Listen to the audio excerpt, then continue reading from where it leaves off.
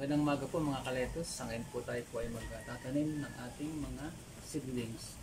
Ang ating pong method ay rekta na po tayo sa cups. So hindi na po tayo nagtatransplant ng mga seedlings. Nakarekta na po tayo sa cup. So tatanim na lang po natin doon sa mga pipe.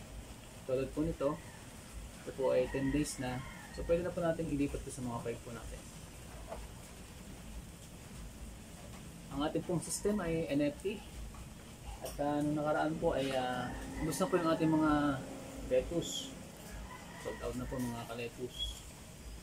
And ito po ating isa-isahin na itanim sa ating NFT pipe. Then mag-iintay po tayo ng 30 days.